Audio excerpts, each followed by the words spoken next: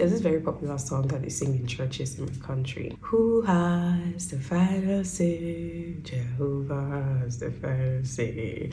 Now, the thing with this song is that whenever we sing this song, we usually sing it from a perspective of God is going to answer my prayers.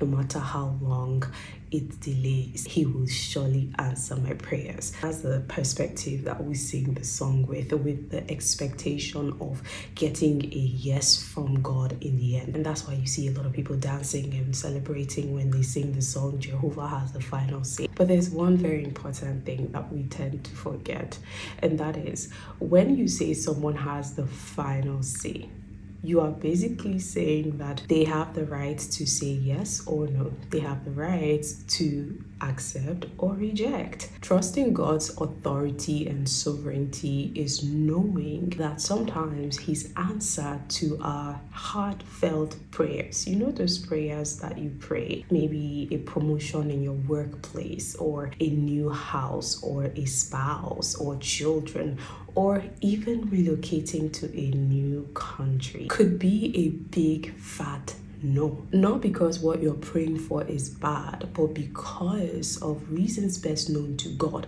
because he's all-knowing after all. Because in as much as we don't like to admit this, or we don't like to acknowledge this, there are certain things that you would pray for that you would never get in your lifetime.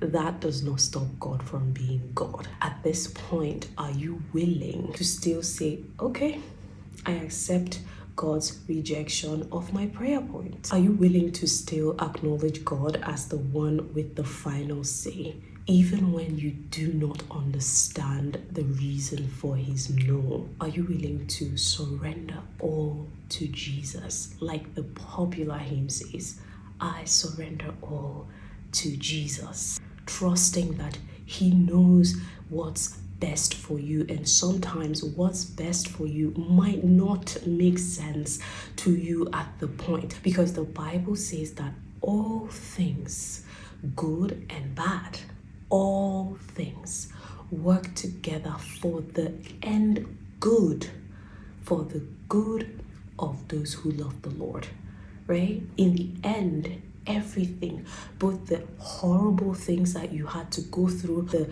prayers that you never got answers to, the good things, the amazing experiences, the answered prayers, all of them combine into being good in the end. Whatever it is that you're believing God for, and it's looking as though it's not working out, it's looking as though you've waited for years upon years, people are beginning to give up on you, people are beginning to even mock you for not getting those things. Maybe it's your work, you have been praying and applying for a promotion at your work and it's still not coming forth.